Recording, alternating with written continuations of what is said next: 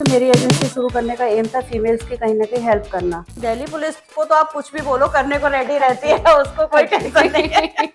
Thank you Delhi police.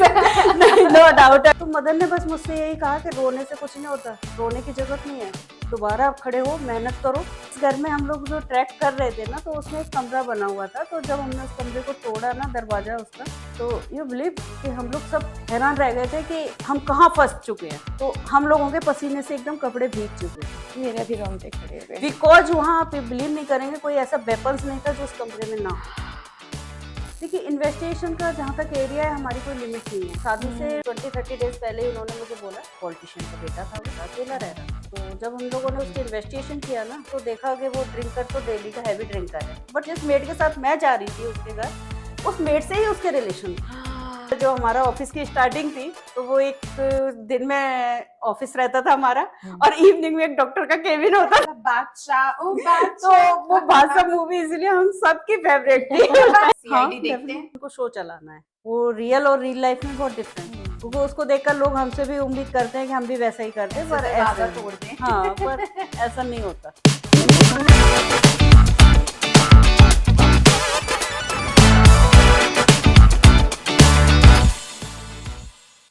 Hello and welcome to another episode of Because She Can. I'm Divya, your host for today, and I have a very special guest with me today, Bhavna Paliwal.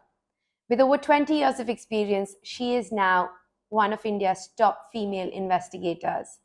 She began her career at the Times Detective Agency and has since founded Tejas Detective Agency, earning acclaim for her work, especially in supporting women facing distress. Hailing from Nain, Uttar Pradesh, Bhavna drew inspiration from her mother's strength and iconic figures like Kiran Bedi. After a brief stint in journalism, she ventured into detective work and has solved countless cases, all the while emphasizing on the importance of being alert, thinking quickly, and being adaptable. Today, we delve on this amazing, extraordinary journey. Bhavna ji, thank you so much for being on our podcast today. हम सोचते हैं कि बड़े होके doctor बनेंगे, engineer बनेंगे, model बनेंगे। आपने कैसे सोचा कि डिटेक्टिव बनेंगे? एक्चुअली आप कह सकते हैं कि ये तो नहीं सोचा था मैंने जब मैं बहुत छोटी थी कि डिटेक्टिव बनना है। बट हाँ, माइंड में ऐसा रहता था कि कुछ डिफरेंट करना है, जिससे कि खुद की अपनी पहचान हो। क्योंकि मैं बहुत छोटी थी, तो उस टाइम पर किरण बेदी जी थी जो फर्स्ट आईपीएस ऑफिसर बनी थी। तो उनका बड़ा नाम हुआ करता था उस टाइम पर कि दिल्ली में किरण बेदी, किरण बेदी। तो मैं सोचती थी किरण बेदी कैसे नाम पड़ा, तो उनका सुनते थे गाड़ियाँ उन्होंने उठा दी, तो उनका नाम ही किरण बेदी पड़ गया, किरण बेदी से। तो मुझे ऐसा लगता था जब वो उनको देखती थी टीवी पर, क्योंकि हमारे यहाँ उस टाइम पर ब्लैक एंड व्हाइट टीवी होते थे। तो हम लोग जब उसमें टीवी में देखते थे कि जब वो आती थी या उनका कोई इंटरव्यू आता था कि पैंट शर्ट चुस्त दुरुस्त पहने हुए, तो मुझे बड़ा अंदर से कॉन्फिडेंस लेवल आप कह सकते हैं ना होता था, यार कुछ तो है इनमें, मुझे भी इनके जैसा दिखना है। तो कहीं ना कहीं मुझे ये लगता था कि मुझे इनके जैसा बनना है। तो आप कह सकते हो कि भाई आईपीएस बनना इतना आसान बात नहीं है, क्योंकि उसके लिए बहुत हार्ड स्टडी करनी पड़ती है। तो स्टडी उतनी हार्ड मैं नहीं कर सकती थी, क्योंकि थोड़ी कामचुप पढ़ाई में चोर थी। क्योंकि मेरी फैमिली में ब्रदर्स वगैरह थे, तो वो अच्छे, मतलब कह सकते हैं एजुकेटेड अच्छे थे और इंटेलिजेंट थे पढ़ाई में। तो उनको देखकर मुझे बहुत डर लगता था पढ़ाई से। क्योंकि वो 22 आवर्स या 24 आवर्स तक स्टडी कर सकते थे। तो मुझे ऐसा लगता था कि हाँ, पढ़ाई आईएएस या आईपीएस के लिए बहुत हाई लेवल की पढ़ाई करनी है, जो मेरे लेवल की नहीं है। तो मैं बस यही सोचती थी कि कुछ मुझे ना डिफरेंट करना है, इनके जैसा बनना है। कैसे बनना है ये मुझे नहीं पता था, क्योंकि जब आप कुछ डिफरेंट करने का सोचते हैं तो इतना आसान नहीं होता आपके लिए कुछ भी करना। क्योंकि मेरे फादर थे, वो जब मैं 6 ईयर की थी तो उनकी डेथ हो गई थी। तो उसके बाद मदर ने हम चारों भाई बहनों को होल्ड किया था। बस धीरे धीरे स्टार्ट करते रहे, कुछ घर की परिस्थितियां ऐसी रहीं। तो मैं आपको एक छोटी सी बात बताती हूँ कि मैं जब प्राइमरी स्कूल में थी, 6 में या आई थिंक 7th में थी, तो हमारे यहाँ ना एक पीटी टाइप से होता है, फिजिकल ट्रेनिंग का, वो टीम बनती थी। तो उस टीम में एक कैप्टन भी होता था। जो वो अक्सर टीम बनती थी उसमें मेल फीमेल दोनों होते थे, पर उसमें क्या था, जो कैप्टन बनता था उस टीम का, वो हमेशा मेल होता था। तो उस टीम में मुझे शामिल होना था। पहले तो मुझे लगता था कि मुझे इस टीम में होना है होना है। लेकिन मेरी नजर जो होती थी हमेशा उस कैप्टन कैप्टन पर होती थी कि मुझे कैप्टन मेरे को बनना है। वो वाली जगह पे हाँ, जाना है। तो मैंने उस टीम में पार्टिसिपेट किया। तो लास्ट मोमेंट पर मुझे उन्होंने निकाल दिया कि आप नहीं कर पा रहे हैं इसमें, तो जी। आप इसमें नहीं कर सकते। तो मैं काफ़ी हरास हुई उसमें, जब मुझे निकाल दिया तो काफ़ी नर्वस भी हुई कि शायद मैं नहीं कर सकती, मुझ में कहीं कोई कमी है। तो मैं घर वापस आई, तो मैंने अपनी मदर को बोला कि मुझे ऐसे-ऐसे निकाल दिया उन्होंने, मैं तो अच्छा कर रही थी, फिर पता नहीं क्यों किया। तो मदर ने बस मुझसे यही कहा कि रोने से कुछ नहीं होता, रोने की ज़रूरत नहीं है, दोबारा आप खड़े हो, मेहनत करो हाँ। और अपनी उस कमी को पहचानो, देखते हैं कि कैसे नहीं होगा। उसका इतना इफ़ेक्ट हुआ मुझ पर कि मैं उसी टीम में नेक्स्ट ईयर में उसकी कैप्टन बनी। वाओ! तो आप कह सकते हैं ना कि एक जुनूनियत होती है या ये कि क्यों नहीं कर सकते आप। तो जी। वो रिकॉर्ड वहाँ पर टूटा था कि जिसमें आप मेल को ही बनाते थे हर बार। उस टाइम फर्स्ट टाइम था कि उस टीम की कैप्टन कोई फीमेल बनी थी। तो सब लोगों ने काफ़ी अच्छा वो किया, सपोर्ट किया। तो बस वहीं से कुछ था कि मुझे तो डिफरेंट ही रहना है, डिफरेंट करना है। कुछ अलग करना है हाँ, because she can. Because she can definitely. बोला कैसे कि लड़की मैं नहीं बन क्योंकि सकती। ये बात जो थी, हम लोग जब छोटे थे ना तो मुझे अक्सर सुनना पड़ता था, क्योंकि गाँव का एटमॉस्फेयर आप समझ सकते हैं, जी, आज से 20-22 इयर्स पहले काफ़ी चेंजेस थे। जी। अब तो काफ़ी डेवलप है, ऐसा नहीं है। तो मदर ने बस एक ही जवाब दिया कि अगर आगे बढ़ना है तो कुछ तो करना ही पड़ेगा। कुछ अलग करना लोगों का पड़ेगा। अगर वो सुनेगी तो वो कुछ नहीं कर पाएगी, कि अगर उसका कुछ इच्छा है करने की तो मैं उसको रोकूँगी नहीं। लवली। तो आप कह सकते हैं कि मुझे अपनी फैमिली का कंटिन्यू सपोर्ट मिलता रहा। ब्रदर एजुकेटेड तो थे ही, तो उनका सपोर्ट काफ़ी एजुकेशन के मामले में, कुछ जानना है, करना है, तो उनके सपोर्ट से मैं आगे निकलती रही इसमें। तो जैसे आप डिटेक्टिव ने आपने सोचा कि मेरे को प्राइवेट इन्वेस्टिगेशन करनी है, इसके लिए कोई आपने कोर्सेज़ किए, कोई पढ़ाई थी, लेकिन आपने अपना पहला केस कैसे सॉल्व किया या वो कैसे चूज़ किया कि मेरे को इस एजेंसी में काम करना है? इसमें दिव्या जी क्या हुआ था कि सबसे पहले तो जब हमारी कॉलेज की स्टडी कर ली थी, तो हमारे यहाँ पे गाँव में तो या 8th के बाद स्कूल नहीं था गर्ल्स के लिए, तो जी, हमें सिटी में जाना पड़ा था, तो काफ़ी स्टेप बाय स्टेप हमारी स्टडी हुई थी।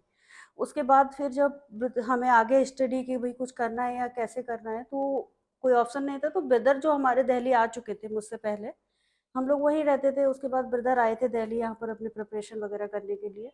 तो उन्होंने फिर सल गाइडेंस लाइन दी कि आप आ जाओ, यहाँ पर कोई कोर्स आपको करा देते हैं जिससे अच्छा। जॉब वगैरह के लिए कुछ हो जाएगा। मैंने कहा ठीक है, मैं आती हूँ। मेरे को किरण बेदी के जैसे बनना है। वो तो मेरा एम था, या आप कह सकते हो वो मेरे दिमाग में चलता था। हाँ जी। काउंसलिंग मेरा शौक था कि कहीं भी कोई झगड़ा हो रहा है, कुछ हो रहा है या किसी की चोट-वोट लग गई तो वहाँ पर इंटरफियर करना मेरी वाओ! आदत थी। तो मतलब जैसे होता है ना, जो मेल्स के काम होते थे जहाँ पर मेल्स को सपोर्ट करना है या जो मेल्स काम करते थे उनमें जी, कहीं इंटरफियर करना है, तो मैं 2 मिनट में कर देती थी। बट उसके बाद जब मैं दिल्ली आई तो फिर ब्रदर ने मुझे यहाँ पर एडमिशन दिलाया पीआरओ का, पब्लिक रिलेशन ऑफिसर्स के लिए। तो उन्होंने कहा कि आप कर लीजिएगा, कि इसमें देख लिए अच्छा लगता है। तो भारतीय विद्या भवन में मैंने एडमिशन लिया। फर्स्ट टाइम दिल्ली आई थी तो कुछ लोगों ने वर्ड भी थे मेरे लिए कि भाई गाँव से आई है, गँवार है, इसको क्या आएगा, हिंदी भी नहीं बोल पाती, इंग्लिश भी नहीं आती, क्या कर सकती है। आई डोंट नो, बट सुनती रही। कई बार नर्वस भी हुई, क्या क्या सच में मैं ऐसा है कि मैं कुछ नहीं कर सकती। पर मैंने कहा दिल्ली तो ऐसा है कि यहाँ से कोई वापस नहीं जाता, कुछ ना जी, कुछ अचीव जी। ही करता है। तो मैंने कहा मैं क्यों नहीं कर सकती। वाओ! तो फिर भाई ने कहा कि अगर कोशिश करने पे सब कुछ होता है। बट हमारे यहाँ क्या था ना कि ब्रदर हो या मदर हो, कभी किसी ने डाउन नहीं किया, सबने सपोर्ट किया, सपोर्ट किया सबने कि इनकरेज हाँ, किया। इनकरेज किया कि आप कोशिश तो करो, आपको जो करना है आप करोगे तो कुछ भी कर सकती है। लड़कियां आज कुछ भी कर रही हैं। क्योंकि एक्चुअली क्या था ना, बड़े ब्रदर का आप कह सकते हैं कि हमारी थोड़ी रेपुटेशन ऐसी थी कि उनको हम लोग थोड़ा ज़्यादा रेस्पेक्ट देते, तो जी, उन्होंने कह दिया, वो हमने मान लिया। हमारी क्या चॉइस है, हम उनको कभी एक्सप्लेन नहीं कर पाते थे। कर लिया। और सब दूसरा हमें ब्रदर ये लगता था कि वो शायद जो डिसीजन लेंगे वो वो हमारे बेटर लिए होएगा। बेटर होगा। वो एकदम से बोले कि जर्नलिज्म में चाहिए क्या? अगर जर्नलिज्म करना है तो जर्नलिज्म कर लेगा, तुझे समझ आता है तो। तो मैंने एक बार उनको देखा तो मुझे ऐसा लगा जैसे कहते हैं ना कि मन मांगी मुराद दे दिया उन्होंने। हाँ जी। मैंने कहा भैया अभी मुझे यही करना है। तो वाओ! उन्होंने इमीडिएट कहा ठीक है, अगर तू चेंज करा सकती है फीस को तो चेंज करा ले और जर्नलिज्म में कर ले। तो मुझे लगा कि जर्नलिज्म ऐसी लाइन है कि जो मेरी पैशन को सूट करेगी या मैं कुछ डिफरेंट कर सकती हूँ उसमें। तो मैंने उसका कोर्स किया 1 साल। उसके बाद फिर मैंने एक छोटे से न्यूज़पेपर में काम किया, क्योंकि कहते हैं ना कि जब तक आप धक्के नहीं खाएँगे तो आपको स्ट्रगल नहीं करेंगे, ट्रू, आपको कुछ नहीं पता ट्रू, लगेगा। ट्रू। तो जब मैंने स्टार्ट किया तो वहाँ मुझे रियलिटी पता लगी कि जो आप सोच रहे हैं वैसा कुछ नहीं है। राइट। आपको जो काम करना है वो एक अंडर में काम करना है। वो जो प्रिंट चाहेंगे वो जाएगा, वो नहीं चाहेंगे वो नहीं कर सकते। Oh really? मतलब तो आपको ये समझ आया कि ये इन्वेस्टिगेशन नहीं है, ये तो ये बस इन्वेस्टिगेशन या अपनी मनमर्जी नहीं है हाँ कि जी। जो हम सोच रहे थे कि अपनी मर्जी से, कि मान लीजिए हमने कोई स्कैंडल ब्रेक करा और हम उनको कहते हैं कि आप ऐसा कर दीजिएगा, तो वो उनकी चॉइस है, हमारी नहीं है। राइट, क्योंकि हमसे उस पर, हमारे लेवल से ऊपर काफ़ी लोग हैं, वो डिसाइड करते हैं क्या राइट, करना है क्या। राइट। या आप, मुझे वहाँ ना बिल्कुल सैटिस्फैक्शन नहीं हो रहा था। वाओ! तो बस मुझे यही लग रहा था कि क्या करूँ, कैसे करूँ? मुझे जो करना है वो मेरा एम नहीं आ रहा था, अनसैटिस्फाइड सी मैं काम कर रही थी। मैक्सिमम मैंने 1 मंथ या 1 एंड हाफ मंथ काम किया होगा। मैंने इमीडिएट एक आर्टिकल आया था टाइम्स डिटेक्टिव एजेंसी का। अच्छा। हाँ, तो उसमें उन्होंने दिया था फ्रीलांस चाहिए हमें इन्वेस्टिगेशन के लिए, मेल फीमेल। तो मैंने बस वहीं से कॉल किया ऑफ़िस से। मैंने कहा सर मैं करना चाहती हूँ। वो कहा ठीक है आप ऑफ़िस आ जाओ। लवली, आप इतना आसान है, मतलब आपकी बातें सुन के लग रहा है कि कितना आसान है ये करना, लेकिन एक्चुअली होएगा। बट ये बताइए आपका पहला इन्वेस्टिगेटिव केस क्या था जो आपको एजेंसी ने दिया? पहला इन्वेस्टिगेशन केस था, एक्चुअली मैं वही आपको बता रही थी कि मैंने जब उनको जॉइन किया तो उसके ओनर थे मिस्टर प्रदीप शर्मा। तो सबसे पहले तो उन्होंने मुझे बड़ा लाइट लिया कि अभी-अभी गाँव से आई है, निकली है, जोश से भरी हुई है, तो देखते हैं क्या क्या करती है। करेगी? क्योंकि अक्सर जो लोग सोचते हैं तो उन्होंने भी वैसे ही सोचा। उन्होंने कहा चलो ठीक है मैं तुम्हें कोई काम देता हूँ, कोई रेज़िडेंस है आपको उस पर जाना है और ओके, वहाँ पता करना है कि वो लड़की मैरिड है या अनमैरिड है। अभी उसकी रीमैरिज होनी थी, कि वो हुई है या नहीं हुई, और अगर हो चुकी है तो वो कहाँ पर हुई है। ओके।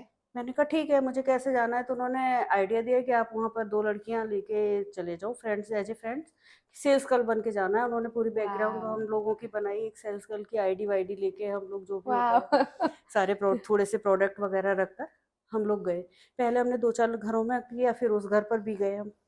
तो जब हम वहाँ कर रहे थे, हालाँकि जो प्रदीप जी थे, जो सर थे हमारे, तो वो भी बैकग्राउंड में खड़े हुए थे, जी। काफ़ी थोड़ी दूरी पर उन्होंने हमें ड्रॉप बट कर ये दिया था। उस टाइम की बात है जब शायद सेल फोन्स नहीं थे। ये 22 इयर्स पहले की बात है। 22 तो सेल फोन्स नहीं नहीं, है, सेल फ़ोन नहीं थे गूगल उस टाइम, नहीं पेजर है, नहीं था, पेजर नहीं था, कुछ नहीं कुछ था। भी नहीं था, और और आप नई गांव से आए भी, आप प्रिटेंड कर रहे हो कि आप सेल्स गर्ल सेल्स हो कर ले। और आप प्रोडक्ट्स लेके उनके घर पहुंच गए। प्रोडक्ट्स लेकर उनके घर माय पहुँची। गॉड! तो होता है कई बार, तो आपको हरासमेंट भी होता है, कई बार फ़नी सिचुएशन भी होती है, क्योंकि जो काम आपने नहीं किया आप वो नहीं कर सकते। Product absolutely. बेचने के लिए आपको समझ नहीं आ रहा है कि हमें क्या बेचना है, क्या क्रीम लेना है है। या ये एनीवे हमारा टारगेट था, लेकिन हमारा जो मेन टारगेट था कि किसी तरह से हमें उस घर की इन्फॉर्मेशन चाहिए। जी। करते रहे हम लोग, जब नहीं हमें किसी से मिली तो लास्ट में हमने उसकी डोर कोई नॉक कर दिया। हमने कहा अभी अकेले होंगे, इसकी मदर होगी, जो राइट। इन्फॉर्मेशन हमारे पास थी। तो हमने कहा मदर होगी, मदर से हम लोग बात करके ट्राई करते हैं। हमने नॉक किया, मदर रियलिटी में उसकी मदर सामने आई। हमने उसको प्रोडक्ट का पहले बोला, फिर हमने कहा आंटी बहुत प्यास लग रही है, आप पानी पिला दीजिए। तो कहते बेटा देती हूँ पानी। उन्होंने पानी दिया तो हमने अपनी बात को आगे बढ़ाया। बात करते-करते हमारी हो गई थी 5, 6, 7 मिनट्स बात हुई थी हमारी। तो इतना तो हमने जान लिया था कि जिस लड़की के बारे में हम पता कर रहे हैं उसकी रीमैरिज हो चुकी है। किस ओके। सिटी में हुई है वहाँ तक भी हम पहुँच गए थे। वाओ! बट इससे आगे अगर मैं कुछ और बात कर पाती ना, उतने में अंदर से एक मेल्स थे वो आए और सीधा आकर एकदम बोले बेटे आपको किसने भेजा है? मैं आईबी से रिटायर्ड हूँ। ओह और माय गॉड! तो कांड, सो फर्स्ट पहला इन्वेस्टिगेशन, पहला कांड। पहला इन्वेस्टिगेशन, पहला कांड। मैं एकदम से नर्वस, एकदम से मुझे नहीं लगा कि मेरे पैरों तले जमीन खिसक चुकी थी, क्योंकि एकदम से ये भी नहीं कोई सिविलियन हो आपको कुछ बोलता हो, एकदम से राइट। उसने बोला कि किसने भेजा है। अब नर्वस तो हो चुकी थी मैं। जी। फिर मैं अकेली थी उस टाइम, मेरी फ्रेंड दूसरे डोर पर थी। कॉन्फिडेंस को अपना एकदम से वापस लाई। फिर मैंने कहा नहीं अंकल आपको गलतफहमी हुई है, मुझे तो किसी ने नहीं भेजा, मैं तो ये प्रोडक्ट बेच रही हूँ। आप कह सकते हैं एक मासूमियत, जी। कि जी। आप जितना मासूम बन सकते थे मैं उतना जी। मासूम बन गई उस टाइम। तो उस मासूमियत को लेके अब आई डोंट नो उन्होंने क्या सोचा क्या नहीं सोचा, बट थोड़ी देर बाद वो बोले कि कोई बात नहीं बेटे आप जाओ। मैंने कहा ठीक है अंकल आपको नहीं लेना तो मैं चली जाती हूँ, बट आप ऐसा मत कहिए कि मुझे किसी ने भेजा, आपको कोई गलतफहमी हो रही है। कह के मैं निकल ली। मैं एक घर में और गई, 2 घर में गई, कि जिससे कि उनको डाउट ना हो आपने कोई सेल कि की वैसे? सेल एक सेल प्रोडक्ट नहीं। हुआ था। नहीं, एक प्रोडक्ट हुआ था। तो अगर ये प्राइवेट इन्वेस्टिगेशन नहीं हो तो सेल्स गर्ल्स तो मैं बन ही जाऊंगी। सेल्स गर्ल तो उस दिन बन गई थी पक्का। उस दिन एक प्रोडक्ट सेल हुआ था, किसी ने लिया था कुछ उस दिन। तो जैसे ही वो आई कि क्या हुआ, मैंने कहा हमें अभी निकलना है। कहता है Lovely. ठीक है जल्दी से करो। तो हम लोग निकले वहां से, हमने बस पकड़ी। फिर नेक्स्ट स्टॉप पर जाकर हमने, जो उनके पास मोबाइल हुआ करता था उस टाइम भी, तो उनको हमने कॉल किया। मैंने कहा सर हम यहाँ पर खड़े हुए। उन्होंने कहा क्या हुआ। मैंने कहा सर आपको पता था कि उसके फादर आईबी में। तो बड़े कैजुअली से उन्होंने एकदम से बोले हाँ मुझे पता था। तो आई एम सरप्राइज कि जितना सरप्राइज मैं उस टाइम नहीं हुई थी जब उसने बोला था, उससे ज्यादा सरप्राइज मैं उस टाइम हुई कि उन्होंने बोला कि हाँ मुझे पता था। जी। मैंने कहा आपको पता था, आप उसके बाद भी मुझे उनके घर भेज रहे हो, और वो इस तरीके से बात हुई। कहते मैंने इस जानबूझकर भेजा कि अगर तुम Right. फंसते तो इट मीन्स तुम्हारे पास माइंड नहीं है और तुम काम नहीं कर सकते, Wow. कि ये तुम्हारा ट्रायल भी था और तुम्हारे लिए एक्सपीरियंस भी था, कि My अब तुम God. कॉन्फिडेंस से निकल के आई हो, तुम्हारा कॉन्फिडेंस भी तुम्हें पता है, तो अब तुम डिसाइड करो कि तुम्हें करना है आगे या नहीं Wow, करना। तो lovely. आप ये कह सकते हैं कि जो मेरा फर्स्ट केस था ना, वो इतना फर्स्ट एक्सपीरियंस था मेरा ना, और जो एक्सप्रेशन उनके थे सर के, पता आज नहीं तक क्या था। याद है। हाँ, वो एक्सप्रेशन मेरे उससे अभी भी नहीं निकले हुए हैं, और बस मुझे उनको देखा, मैंने कहा अब मैं रिटर्न नहीं होऊंगी सर। मैंने कहा आप ये नहीं कह सकते कि फीमेल हो तो नहीं कर सकते। मैंने कहा मैं वहां से निकल के आ सकती हूँ तो मैं यहाँ भी कर सकती हूँ। तो बस वो दिन है कि आज दिन है कि मुझे पीछे मुड़कर नहीं देखना पड़ा। Lovely, lovely Bhavna ji, this is so inspirational. इसके अलावा आई थिंक इतनी इंटरेस्टिंग, आई थिंक हम पूरे दिन बैठ सकते हैं आपकी स्टोरीज के साथ। लेकिन आपके लिए कौन सी वो एक केस या एक स्टोरी है जो आपको सबसे ज़्यादा मेमोरेबल है, जो शायद उसमें कॉम्प्लिकेशन थी, या आप बहुत प्राउड हो कि आपने उससे क्या अचीव किया? देखो जहाँ तक प्राउड वाली स्टोरीज हैं तो बहुत सारे केस होते रहते हैं, मेरे लिए सभी अच्छे होते हैं। जब मैंने अपनी एजेंसी को शुरू किया था, क्योंकि मेरी एजेंसी शुरू करने का एम था फीमेल्स की कहीं ना कहीं हेल्प करना, कि हम फीमेल्स के लिए कुछ कर सकें। तो उस टाइम मैंने अपनी एजेंसी को स्टार्ट किया, तो उसमें फर्स्ट केस आया था एक बच्ची का मिसिंग का, 9th में जो बच्ची पढ़ती थी अच्छा। वो मिसिंग थी। तो उसके फादर ने हमें केस दिया था। तो मैंने जो एजेंसी रन कर रही थी वो टाइम्स के जो ओनर थे प्रदीप जी, उनके साथ ही कर रही थी अच्छा। एक्चुअली। तो उनको फिर मैंने बताया, मैंने कहा ऐसा-ऐसा केस आया है। तो एक्चुअली क्या था ना, उन्होंने एक आइडिया दिया था कि हमारे यहाँ पर एक लड़का रहता था, मुझे डाउट है वो लेकर गया है। हम लोगों ने फिर उस लड़के को ट्रैक करने की कोशिश की, तो पता लगा वो तो वहाँ रह ही नहीं रहा, वो अपना रूम भी खाली कर गया है। तो उसका क्लू मिला हमें कि उसकी एक मामी है जो मंदिर में काम करती है। मामी से हमने उसका एड्रेस निकलवाया एक्चुअली। निकलवाते-निकलवाते हमें पता लगा वो एड्रेस था उड़ीसा का। फिर उसकी कंप्लेंट भी हो रखी थी, पुलिस कंप्लेंट जो एफआईआर भी करा दी थी फादर ने, बिकॉज़ वो 14 इयर्स की थी लड़की। पर बच्ची का था कुछ जुनून था कि भई फर्स्ट केस है, हमें तो करना ही है। बस हमने भी अपना फैसला किया, मैंने अपनी टीम तैयार की, मैंने कहा यार चलते हैं, जो भी होगा देखते हैं। तो उसके जो बैकग्राउंड थी वो हमें पता लगा कि वो क्रिमिनल बैकग्राउंड के लोग थे। उसका जो भाई था वो तो ऑलरेडी वहाँ डॉन के नाम से फेमस था, मतलब काफ़ी क्रिमिनल्स के नाम से वाह। फेमस था। और ये जो लड़का था जो लड़की को लेकर गया था, इसका जो काम था वो यहाँ से लड़की को ले जाता था और आगे ये लोग बेच देते थे। और उस टाइम जो कॉस्ट चल रही थी वो मैक्सिमम आप यकीन नहीं करेंगे, उसके 2,500-3,000 की कॉस्ट है, हाँ, जिसमें उस लड़की को आगे निकाल रहे थे ये लोग। 14 साल की। 14 साल की लड़की, 2,500-3,000 का ढाई उसका तीन वैल्यू हजार लगी के हुई लिए, थी। oh my अगर हम God. 2 दिन और लेट होते वो लड़की हमारे हाथ में नहीं आती। तो हमने वहाँ पे काम कर नहीं सकते थे, तो हमने वहाँ पे कुछ ऐसे फंडे फेंके, जैसे कि एक छोटा सा एग्जांपल दे देती हूँ। जैसे कि हमने वहाँ पर उस टाइम पर ना एक बीपीएल की टीवी चलती थी। तो हमने उन लोगों को लालच दिया कि यहाँ पर कोई प्रोजेक्ट आ रहा है तो उसमें नाम में बीपीएल टीवी निकलेगा, ये होगा तो एटलीस्ट 10 टीवी या 15 टीवी निकलेगी, आप ये फॉर्म भर दो, आप ये भर दो। और उस फॉर्म भरवाने का रीज़न ये था कि हमें उस गाँव के अंदर से सर्च करना था कि इनके पावर कितने घरों के अंदर है उठना-बैठना, और कितने लोगों में ये लड़की किस-किस घर में जा सकती है अगर हम यहाँ कुछ करते हैं तो। तो जब हमने पता किया तो वहाँ 3 घर ऐसे थे जो उसकी सिस्टर का भी था, और भी 1-2 घर थे जहाँ पर वो छत मिली होती थी उन लोगों के गाँव में, जो अक्सर होता है, तो कहीं भी इधर-उधर हो सकते थे। तो एनीवे फिर हमने इसके फादर को कॉन्टैक्ट किया, लड़की ट्रेस कर ली, हमें लड़की मिल चुकी थी। फादर को ट्रेस किया, हमने को बोला, कॉल किया, मैंने कहा लड़की तो ट्रैक हो गई है, अब आप देखिए कैसे निकाल सकते हैं। मैंने कहा अगर कहते हैं आप लेके आ जाओ, मैंने कहा ये लड़की है आपकी है, बेटी आपकी है, तो आपको आना पड़ेगा। जी। ये यहाँ से पहुँचे, दिल्ली पुलिस के एक सब इंस्पेक्टर और कांस्टेबल भी थे उनके साथ। ये लोग यहाँ से पहुँचे, फिर हम लोगों ने वहाँ कुछ प्रिपरेशन की, क्योंकि वो इतना क्रिमिनल माइंड बंदा था, तो डायरेक्ट वहाँ पर तो पुलिस भी जाने के लिए मना कर रही थी। जो लोकल चौकी आप कह So the सकते हैं ना। police नहीं जा रही थी। और जो लोकल पुलिस होती है ना, हाँ हमारी जी, पुलिस नहीं, दिल्ली पुलिस को तो आप कुछ भी बोलो करने को रेडी हाँ रहती जी, है, उसको हाँ कोई जी। टेंशन नहीं है। Thank you Delhi police. नहीं, नो डाउट, अगर उनको इस टाइप के कोई काम मिलते हैं, आई एम हाँ ऑल जी, टाइम रेडी, हाँ जी। क्योंकि मेरा एक्सपीरियंस उनके साथ अच्छा रहा है, नो डाउट। तो लवली। उनको वो तो रेडी थे, बट जो वहाँ की लोकल पुलिस थी वो कहते हैं सीधा कि भाई हमें तो यहीं रहना है, हम नहीं जाएंगे। फिर जो यहाँ का सब इंस्पेक्टर था, उसने फिर अपना सोर्स वोर्स लगाया, प्रेशर डलवाया, तो फिर उसने कहा कि इसके भाई को हम थाने में बिठाओ और फिर हम वहाँ रेड लाट डाल के लड़की को लेकर निकल जाएंगे, फिर हम बाद में कर लेंगे जो हमें कार्रवाई करना है। तो वही किया हम लोगों ने, उसको भाई को थाने में बिठाया और रात के 1 डेढ़ बजे हम लोगों ने लड़की को सर्च किया, तो जिस घर में हमने शाम को लड़की को छोड़ा था, पता लगा वो दूसरे घर में चली गई। तो दूसरे घर में ट्रैक कर रहे थे, और जिस घर में हम लोग जो ट्रैक कर रहे थे ना, तो उसमें एक कमरा बना हुआ था। तो जब हमने उस कमरे को तोड़ा ना, दरवाजा उसका, तो यू बिलीव कि हम लोग सब हैरान रह गए थे कि हम कहाँ फंस चुके हैं। क्योंकि आप यकीन नहीं करेंगे, जो मेरी टीम थी और उसके फादर, तो हम लोगों के पसीने से एकदम कपड़े भीग चुके थे, मेरे भी रोंगटे खड़े हुए। बिकॉज वहां आप बिलीव नहीं करेंगे, कोई ऐसा वेपन्स नहीं था जो उस कमरे में ना हो।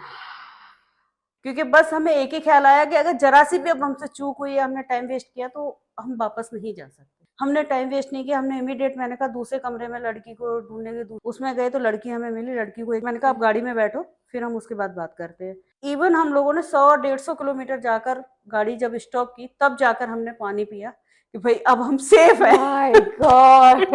तो वो मेरी मेमोरेबल, इतना मेमोरेबल था कि मतलब मैं खुद उसके लिए सोच नहीं पाई कि मुझे क्या जरूरत थी उस केस को इतना आगे बढ़ने, क्योंकि मेरा काम खत्म हो जाता है कि अभी अगर लड़की आप, यहाँ पर है, हाँ आप जी, मैंने इन्फॉर्मेशन बता देके। दिया, अब आपके फादर के ऊपर है या। हाँ, बट अक्सर मैं ये कहूंगी कि मेरे साथ जो होता है ना, अक्सर जब ऐसी सिचुएशन आती है ना, तो क्लाइंट फिर यही कहता है कि आप मेरे साथ चलो, मेरे बच्चे को निकलवा दीजिए, चाहे वो एटलीस्ट मैच्योर्ड होती है।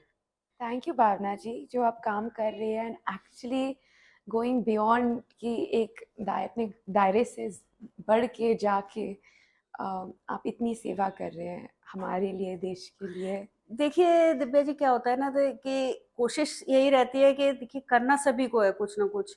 कई बार आपके पास में पावर होती है, पोजीशन होती है। मैं आपको बताया ना कि जैसा किरण बेदी जी की तरह से मैं बनना चाहती थी, ठीक है, उनके हाँ पास जी, की तरह मेरे पास लाइसेंस नहीं है, डिग्री नहीं थी, एक वर्दी नहीं थी। तो lovely। पर माइंड तो मेरा वही सेट था कि नहीं, करना है तो करना है, उस बच्ची को निकालना है तो निकालना है। कुछ रोक एटलीस्ट नहीं सकता है अगर आपका मन बना हुआ मन है। बना हुआ तो है आई तो थिंक आप रुक हम नहीं खुद ही सकते। सोचते हैं कि हमारे पास ये नहीं है या ये डिग्री नहीं है, इसलिए हम नहीं कर सकते हैं। लेकिन शायद ये केवल हमारे मन की बातें हैं। लेकिन और हम अपने आप को एक्चुअली कुछ करना चाहें तो रियली कोई हमें आप कर रोक नहीं सकते हैं, सकता है। डेफिनेटली आप So, कर सकते हैं। इसमें आप जोखिम में अपने आप को इतने डेंजर क्रिमिनल्स के साथ डील करते हैं, वेपन्स के साथ डील करते हैं, इसकी आपने अब ट्रेनिंग ली है मार्शल आर्ट्स की या वेपन्स की या सेल्फ प्रोटेक्शन? नहीं, ऐसी कोई भी नहीं है कि मैंने इसमें कोई स्पेशली ट्रेनिंग ली हो सेल्फ प्रोटेक्शन या ऐसा कुछ है। बस कुछ आजकल प्रोडक्ट जैसे आ जाते हैं मार्केट में, चिली स्प्रे वगैरह, तो वो मैं सभी गर्ल्स के लिए भी बोलती जी, हूँ कि भाई आप आज की डेट में रखिएगा, राइट, क्योंकि कब कैसी सिचुएशन आती है कोई भी नहीं समझता। ट्रू। तो वो चीज़ें हैं, कई बार हम लोग अपने साथ में रख लेते हैं। अभी है आपके नहीं, अभी तो नहीं है।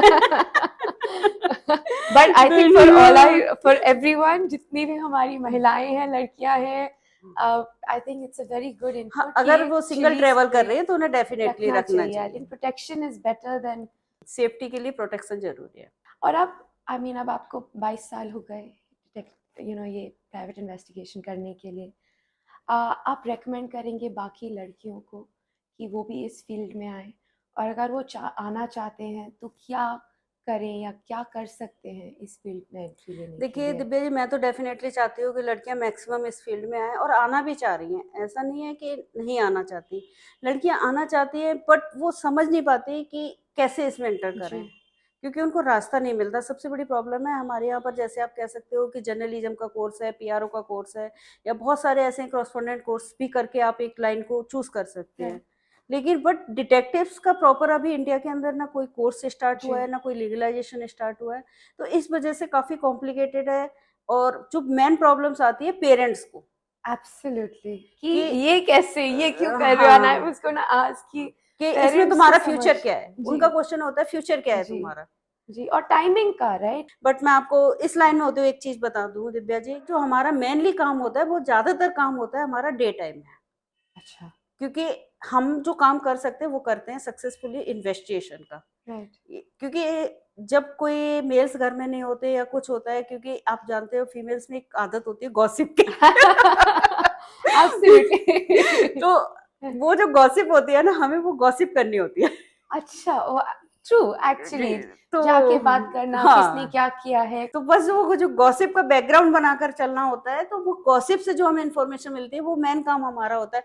और गॉसिप आप कभी जब भी कर सकते हैं आपसे कि जब सामने वाला आपके लिए फ्री होगा। तो एब्सोल्युटली। उसके लिए टाइम होता है वो डे टाइम का, जी, कि जब जी, वो मेल्स या बच्चे नहीं होते घर में, तब नॉर्मली फीमेल्स होती है फ्री। जी, तो आप वो टाइम चूज कर सकते हैं। ऐसा तो जैसे नॉर्मली हमारा काम डे टाइम में होता है, इवनिंग में या लेट नाइट तो बहुत रेयरली काम होता है जो हमें करना पड़ता है। Lovely, lovely. So definitely I think जो मैसेज यहाँ पे है कि लड़कियों को ज़रूर करना चाहिए। आई डेफिनेटली कर थिंक सकती है, एक ऐसा नहीं है, लेकिन हाँ बस ये मैं जरूर कहना चाहूंगी, वो अगर ये सोचें कि आज करना है कल मैं इसको छोड़ दूंगी, तो थोड़ा डिफिकल्ट हो जाता है, क्योंकि इस लाइन को छोड़ने के बाद आपको दूसरी जॉब मिलना बहुत मुश्किल हो जाता है। हाँ जी, आई नो, आई थिंक एक फियर डेफिनेटली फियर्ड बना है हुआ है अभी भी, कहीं ना इन कहीं दिस। सभी के साथ बना हुआ है। बट मैं ये कहना चाहती हूँ कि ऐसा कोई इशू नहीं है, अगर आपने सोचा है और आप एक अच्छी लाइफ जीना चाहते हो तो ऐसा नहीं है। हर तरह के लोग हैं, अच्छे लोग भी हैं जो इस चीज को समझ रहे हैं, और आज तो नॉर्मल होता जा रहा है डिटेक्टिव्स का प्रोफेशन। तो आई थिंक धीरे धीरे लीगलाइजेशन भी हो जाएगा, तो इतनी प्रॉब्लम शायद ना रहे फिर किसी को आने वी के लुक लिए। Forward to that. Bhavna ji, हमारी थीम है इस साल का जो एक मूवमेंट हो गया है, बिकॉज शी कैन। मैं आपसे पूछना चाहूँगी कि आपके लिए बिकॉज शी कैन का क्या महत्व है, और आपको क्या मतलब क्या फीलिंग आती है जब मैं बिकॉज शी कैन बोलती देखिए, बिकॉज शी कैन का मैं एक लाइन में एक बात बोलना चाहूंगी, कि भीड़ में खड़े होना मकसद नहीं है मेरा, भीड़ जिसके लिए खड़ी हो वो बनना है मुझे। आप हमेशा ये सोच कर चलिए, भीड़ तो सब, भीड़ में तो आप कहीं भी खड़े हो सकते हो, बट कुछ ऐसा करिए जो कि आप कर सकती हैं आप, क्योंकि अब आपको लगता है कि आप वुमेन है, जबकि आपको ये होना चाहिए, आप वुमेन है तो डेफिनेटली आपके अंदर कुछ एक्स्ट्रा क्वालिटी डेफिनेटली होगी। आप अपने उस पैशन को पहचानिए और आप सोचिए कि उस भीड़ से अलग खड़े होना है, कि भीड़ मेरे पीछे चले। है? लवली, एंड उसको आपने बिल्कुल पर्सोनिफाई किया है।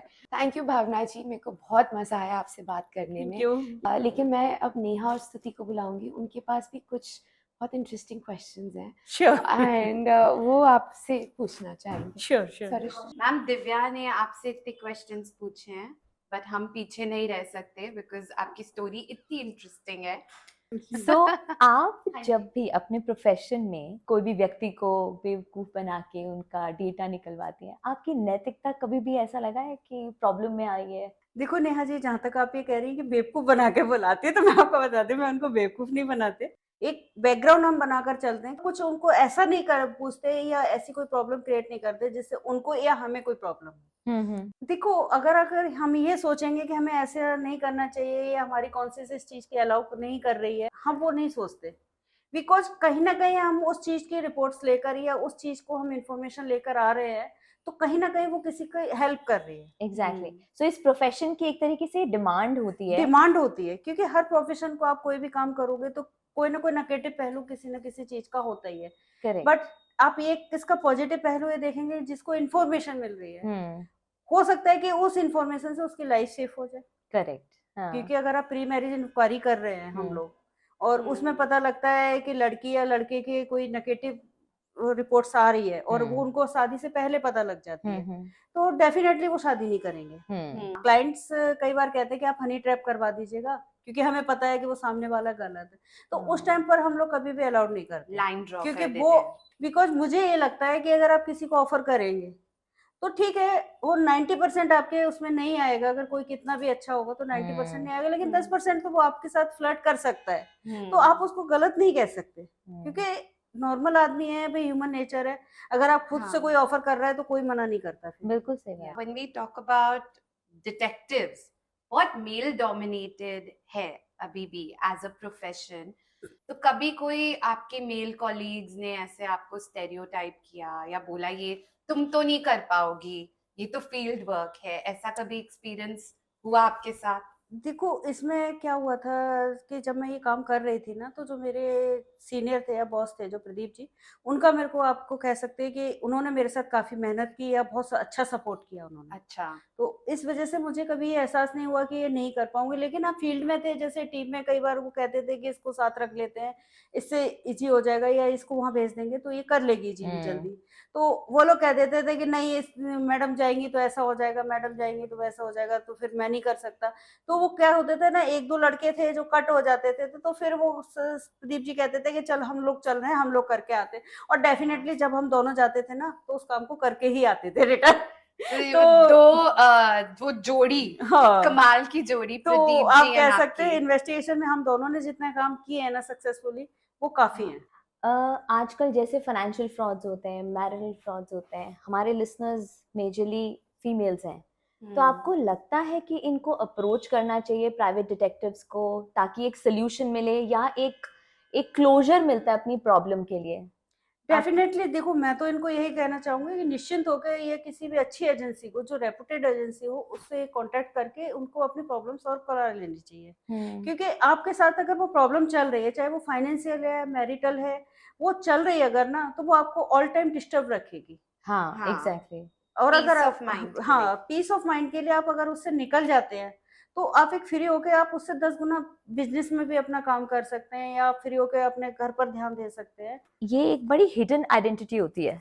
हाँ। आप लोग एज प्राइवेट इन्वेस्टिगेटर्स अपने आप को नहीं बोल सकते कि हाँ मैं आपने कब ये सोचा कि आप अपनी आइडेंटिटी रिवील करना चाहते हैं? 2000 में मैंने इसमें जॉइन किया था डिटेक्टिव्स एजेंसी को, तो मैंने तब भी उसके 2-3 साल बाद ही मेरे पास क्या हुआ था कि मैंने कोई काम किया था, तो वो मुझे नहीं पता था, उसका भाई जो था वो मीडिया से रिलेटेड था। तो हाँ। उसको लगा कि मैडम आपने मेरी बहन की लाइफ सेव किया है, तो मैं एक आर्टिकल आपके बेस पर लिखना चाहता हूँ, ओह वाओ। जिससे कि लोगों को पता लगे कि आप इस टाइप के काम कर रहे हैं, एक फीमेल्स आ गई है और इस टाइप के आप काम कर रहे हैं, तो उससे क्या होगा कि लोगों को पता लगेगा और आपके पास केस भी आएगी। हाँ। तो मुझे ये लगा कि मैंने कहा अगर इससे लोगों को पता लगेगा, फीमेल्स भी बढ़ेगी और दूसरा फीमेल्स को ये पता लगेगा कि हम लोग इस लाइन में फीमेल्स काम कर रहे हैं, तो एग्जिस्ट हम कर भी रहे जा हैं। सकते हैं, बिल्कुल हाँ, सही वेरी है। एग्जिस्ट कर रही ट्रू। है। हम्म। क्योंकि नॉर्मली क्या था ना, फीमेल सभी एजेंसियों में उस टाइम भी थी। हाँ। और ऐसा नहीं है, आपने सुना होगा कि डिटेक्टिव्स या जासूस तो हमारे इंडिया के अंदर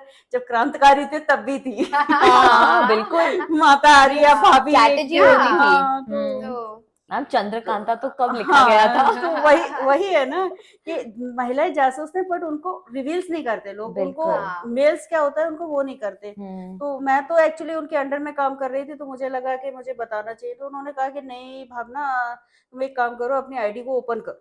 हाँ। हाँ। कहते हैं न्यूज़पेपर में आदमी पिक्चर देखेगा 2 दिन में भूल जाता है, हम्म। बट तुम आईडी ओपन करोगे तो इससे हमारे बिजनेस में भी फर्क पड़ेगा, प्लस लोगों को पता लगेगा कि लेडीज काम करती हैं हमारी लाइन में। हाँ। इससे एंड और लड़कियां भी वो होंगी, इंस्पायर होंगी, तो इंस्पायर उससे होंगे। फर्क पड़ेगा। मैम, बट आप अब जैसे सोशल मीडिया पे हैं, फेसबुक पे हैं, पर आपने इतने डेंजरस केसेस में काम Exactly. किया है, तो ये आपकी कभी ऐसे हुआ है कि लोग आपको थ्रेटन कर रहे हैं या ब्लैकमेल या कर रहे पहचान हैं, गए हो? पहचान गए हो कि सेफ्टी डाउट में होए, उसको आप कैसे पहचानना तो प्रोटेक्ट उनके लिए करते हैं? थोड़ा सा मुश्किल हो जाता है, क्योंकि आप रूटीन में रहते हैं और जब आप कोई पिक्चर खींचते हैं या खिंचवाते हैं तो Disguise. डिफरेंट होता है। हमने आपकी पिक्चर्स देखी है। डिफरेंट होता है। हाँ। तो वो एक डिफरेंट चीज होती है। अच्छा। और जहां तक अब हम जब हम फील्ड में होते हैं, काम कर रहे होते हैं, तो जैसा एरिया होता है या जैसे सिचुएशन होती है, उसके अकॉर्डिंग हमारा रिएक्शन होता है हाँ। कि कैसा हमें हेयर स्टाइल बनाना है या कैसे हमें ड्रेसअप करके जाना है। हम सबसे यूनिक डिस्गाइज हाँ। आप कब बने थे जो आपको याद हो? सबसे यूनिक जो सबसे बेस्ट पोजीशन थी मेरी मेड वाली थी। मेड मेड मुझे कम से ये कम कहाँ पे था, 6-7 मैम? डेज के लिए मेड बनना पड़ा था। Wow. Definitely, घर से गाड़ी लेके जाते थे, वहाँ गाड़ी पार करते थे, फिर साड़ी को पिक गाड़ी में चेंज करते थे साड़ी? नहीं, साड़ी तो पहन के जाती थी, पर उस हाँ। साड़ी को इस तरीके से कर लेती थी कि मेड लगो। और आप एक्चुअली काम करते थे वहाँ मैम, पे? नहीं, काम तो नहीं किया था, लेकिन एक मेड थी, उसके साथ उसके घर जाती थी, जिसकी इन्फॉर्मेशन निकालती थी। तो अच्छा। वहां पे जाके आप क्या करते थे? करना क्या, थोड़ा बहुत तो देखिए, जब आप कुछ कर रहे हैं इस टाइप का काम, तो थोड़ा बहुत तो हाथ हिलाना ही पड़ेगा आपको। वाओ। तो किया हाँ। था, लेकिन मेन फोकस रहता था हमारा, कि मेरा चल क्या रहा हाँ, है। चल क्या रहा है। एक्चुअली क्या था ना कि वो एक प्री मैरिज ही केस था। शादी से 15-20 डेज मतलब 20-30 डेज पहले ही उन्होंने मुझे बोला कि मुझे लड़के पर डाउट है अच्छा, कि ये कुछ और और है। एविडेंस चाहिए था हाँ, वो आपको। पॉलिटिकल अप्रोच का लड़का था, अच्छा था, किसी पॉलिटिशियन का बेटा था वो। अच्छा। तो यहाँ रह रहा था एनसीआर में ही, अपना जॉब कर रहा था एमएनसी में और रह रहा था, अकेला रह रहा था वो। तो जब हम लोगों ने उसकी इन्वेस्टिगेशन किया ना, तो उसको लड़की को डाउट हो रहा था कि ये कहता है मैं ड्रिंक नहीं करता, ड्रिंक नहीं करता। मेन रीजन था ड्रिंक का। तो और तो हम लोगों ने जब उसका ड्रिंक का पता किया तो देखा कि वो ड्रिंकर तो डेली का हैवी ड्रिंकर है, अल्कोहलिक अल्कोहलिक है डेली। तो उसकी वीडियोस तो मैंने बना ली थी, बट उससे ज्यादा जो फर्स्ट पोजीशन जब निकली ना, उसमें एक नेगेटिव पॉइंट आया था कि उसके उस जो जिस मेड के साथ मैं जा रही थी उसके घर, उस मेड से ही उसके रिलेशन थे। आउच। ये एक खुलासा हुआ था। ये खुलासा वहां जाकर हुआ जब मैं काम कर रही थी। So, for boys and girls listening, like Bhavna ji just told us, that don't go just by the bio data. Please do your research, and that is why private investigators are so important. Absolutely. आप ये भी बताएं कि कौन से 3 major areas हैं जिसमें आप इन्वेस्टिगेशंस करते हैं? देखिए, इन्वेस्टिगेशन का जहाँ तक एरिया है, हमारी कोई लिमिट नहीं है। ऑल टाइप जैसे इन्वेस्टिगेशन होती है, पर्सनली, मैट्रिमोनियल या कॉर्पोरेट, मिसिंग वगैरह, बच्चे भाग जाते हैं या हस्बैंड वाइफ में भी कई बार डिस्प्यूट होता है, गायब हो जाता है। तो इन्वेस्टिगेशन तो हमारा ऑल टाइप रहता है। ओके। तो कोई भी केसेस होता है हम लोग करते हैं उसको सॉल्व, अगर हम्म। इन्वेस्टिगेशन से रिलेटेड है। तो एरिया ऐसा कोई नहीं है कि आपका फिक्स है, बट डिपेंड करता है कि आपकी रिक्वायरमेंट्स क्या है। मेजॉरिटी केसेस आपके पास मैं जो प्रेफर करती हूँ मिसिंग का या मैट्रिमोनियल, मैट्रिमोनियल। क्योंकि ये मेरे अच्छा। फेवरेट है। स्पेशलाइजेशन है and आपका specialization। passion हाँ, है। क्योंकि मुझे थोड़ा सा इसमें सेटिस्फेक्शन मिलता है, बिकॉज मुझे ऐसा लगता है कि कहीं किसी की हेल्प कर रही हूँ। एग्जैक्टली। क्योंकि मिसिंग में जब वो सामने वाला वो आपको मिल जाता है, या जिसको पेरेंट्स ढूंढ रहे हैं, क्योंकि वो पुलिस के पास नहीं जा पाते, एफआईआर करते हैं या कुछ करते हैं, तो उनको लगता है लड़की घर से गायब हुई है या बेटा गायब हुआ है तो हमारी इमेज खराब होगी या कुछ होगा, तो वो फिर हम लोगों को हायर करते हैं।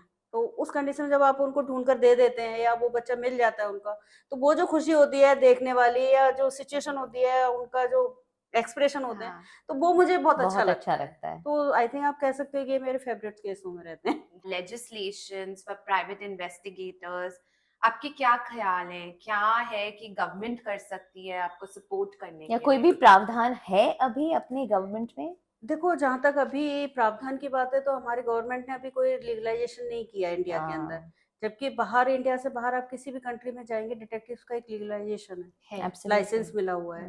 Yes. इंडिया में नहीं है। हम लोग कोशिश कर रहे हैं कि ये चीज हो जाए, बट जहाँ तक अभी हमारा जो कंडीशंस होती है, जो हमारी लिमिटेशंस होती हैं, हम अपनी लिमिटेशंस में करते हैं। और दूसरा, अगर हम किसी के लिए आप काम कर रहे हैं, अगर हम आपके लिए भी काम कर रहे हैं, तो जो इन्फॉर्मेशन है वो हम आपको देने के बाद उसको डिस्ट्रॉय कर देते हैं, क्योंकि हम नहीं चाहते वो थर्ड आदमी के पास में हाथ में आए या कुछ आए जो वो मिसयूज करे या कोई प्रॉब्लम क्रिएट हो।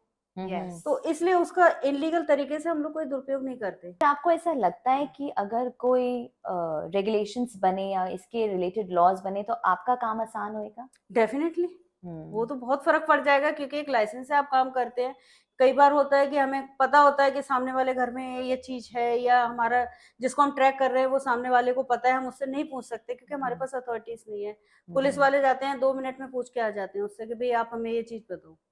तो वो चीजों का फर्क है, लेकिन अगर हमें अथॉरिटीज होगी तो हम बात कर सकते हैं ना। जो केस हम 10 दिन में करते हैं आज की डेट में, वो हम 2 दिन में या 3 दिन में कर सकते जल्दी हैं। होएगा। बहुत चीजों का फर्क पड़ेगा उससे। Ma'am, on a lighter note, मैं तो बचपन में मेरी फेवरेट मूवी बादशाह थी। मेरी भी। सबने देखी है। टेबल अप डाउन, टेबल गिर रही है, वो उसकी वो छाता है जो खुल के कैमरा बन जाता है। That trick of him. ये कॉन्वर्सेशन कंप्लीट नहीं होएगी जब तक मैं the child inner child in me asks you कि आपके कोई ऐसे फन गैजेट्स हैं, अम्ब्रेला या वो डेस्क या ऐसे कुछ, जब आप फील्ड में जाते देखो, कुछ बताइए।